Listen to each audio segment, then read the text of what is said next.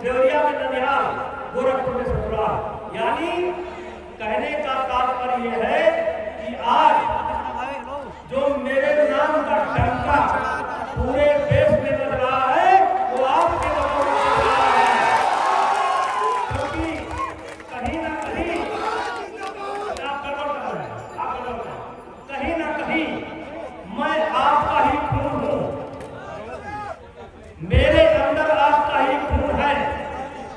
और इसलिए आज कहना चाहता हूं कि वक्त को जिसने नहीं समझा,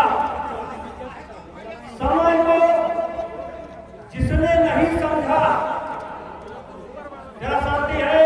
दीवान जी आप मत बोल मत करिए, आप दीवान जी व्यवस्था मत बनाइए। है बच गया तलवार से तो फूल से कटना पड़ा है, राह चाहे जितनी हो कठिन और राह चाहे जितनी हो बड़ी, हर नदी की धार को चट्टान से हटना पड़ा। तो मेरे भाइयों, भैया आप लोग तो बोले नहीं है, और इसलिए मेरे भाइयों मैं हर बात इशारे इशारे में कर रहा हूं। हम कौन थे क्या हो गए, हम कौन थे क्या हो गए और क्या होंगे अभी। आए मिलकर विचारे ये समस्याएं सभी, यद्यप हमें इतिहास अपना प्राप्त पूरा है नहीं, फिर भी हम कौन थे ये भी अधूरा है। तो मेरे भाइयों ये समय की नजाकत है, समय को पहचानिए। और समय ये कह रहा है और मैं भी ये कहने के लिए आया हूं, इस बार यहां से भाई राधाचरण जी को जीत करके जाना चाहिए, ये आपकी जिम्मेदारी है। लेकिन ये काम बिना गरीबों के नहीं हो पाएगा। हम सब लोग जानते हैं कि हमारे देश के अंदर एक समय ऐसी स्थिति आई थी, 1984 में चुनाव हुआ था।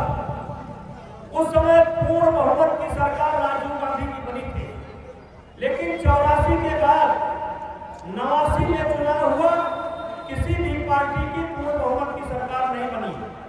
89 के बाद 91 में चुनाव हुआ, किसी भी पार्टी की पूर्ण बहुमत की सरकार नहीं बनी।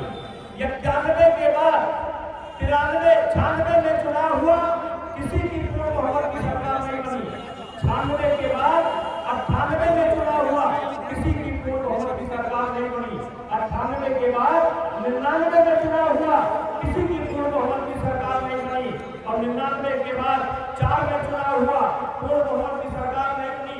9 में चुनाव हुआ, पूर्ण बहुमत की सरकार नहीं बनी। लेकिन मोदी जी के आने के बाद 2014 में जब ये गरीब झोपड़ी में बैठा हुआ गरीब जब हमारे साथ खड़ा हुआ तो पूर्ण बहुमत की सरकार बन गई। तो आज इस देश के अंदर 2 नेता हैं जो गरीबों के नेता हैं। बिहार के अंदर नीतीश कुमार जी किसी की दया पर 3-3 बार 4-4 बार चुनाव नहीं जीत रहे हैं। नीतीश कुमार जी चुनाव गरीबों के बदौलत जीत रहे हैं और वो गरीबों के नेता हैं। इसलिए मेरे भाइयों मैं आपसे कहना चाहता हूं, चुनाव का असर केवल बिहार तक